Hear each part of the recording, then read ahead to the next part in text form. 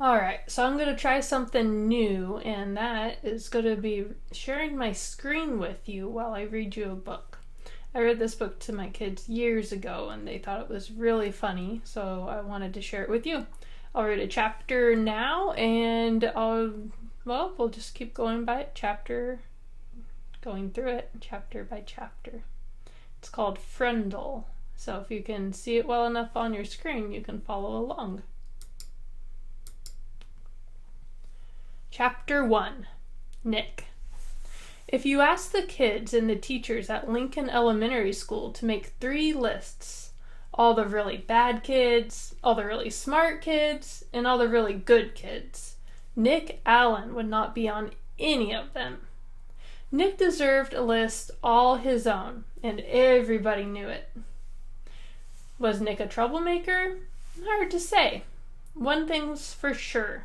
Nick Allen had plenty of ideas, and he knew what to do with them. One time in 3rd grade, Nick decided to turn Miss Deaver's room into a tropical island. What kid in New Hampshire isn't ready for a little summer in February? So first he got everyone to make small palm trees out of green and brown construction paper and tape them onto the corners of each desk. Miss Deaver had only been a teacher for about 6 months, and she was delighted. That's so cute! The next day, all the girls wore paper flowers in their hair, and all the boys wore sunglasses and beach hats. Miss Deaver clapped her hands and said, "It's so colorful!" The day after that, Nick turned the classroom thermostat up to about 90 degrees with a little screwdriver he had brought from home. All the kids changed into shorts and a t-shirt with no shoes, and when Miss Deaver left the room for a minute, Nick spread about 10 cups of fine white sand all over the classroom floor. Miss Deaver was surprised again at just how creative her students could be. But the sand got tracked out into the hallway, where Manny, the custodian, did not think it was creative at all, and he stomped right down to the office. The principal followed the trail of sand, and when she arrived, Miss Deaver was teaching the hula to some kids near the front of the room. A tall, thin, shirtless boy with chestnut hair was just spiking a Nerf volleyball over a net made from 6 t-shirts tied together. The 3rd grade trip to the South Seas ended. Suddenly. But that didn't stop Nick from trying to liven things up. Lincoln Elementary needed a good jolt once in a while, and Nick was just the guy to deliver it. About a year later, Nick made the great blackbird discovery. One night, he learned on a TV show that red-winged blackbirds give this high-pitched chirp when a hawk or some other danger comes near. Because of the way sound travels, the hunter birds can't tell where the high-pitched chirp is coming from. The next day during silent reading, Nick glanced at his teacher, and he noticed that Mrs. Avery's nose was curved, kind of like the beak of a hawk. So Nick let out a high, squeaky blackbird peep. Mrs. Avery jerked her head up from her book and looked alarmed. She looked around. She couldn't tell who did it, so she just said, "Shh," to the whole class. A minute later, Nick did it again, louder. Peep!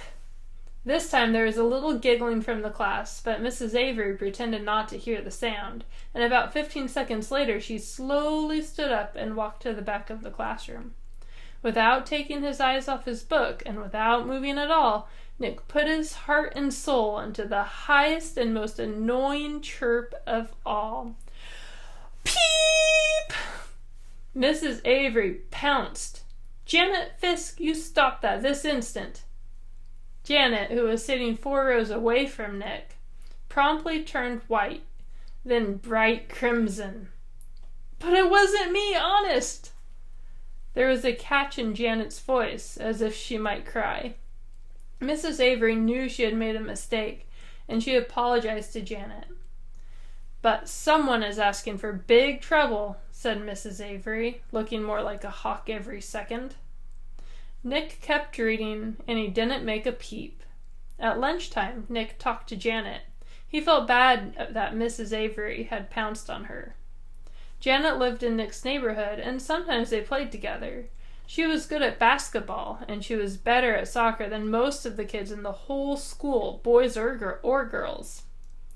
Nick said, "Hey, Janet, I'm sorry you got yelled at during reading. It was my fault. I was the one who made that sound." "You did?" said Janet. "But how come Mrs. Avery thought it was me?" So Nick told her about the blackbirds, and Janet thought it was pretty interesting. Then she tried making a peep or two, and Janet's chirps were even higher and squeakier than Nick's.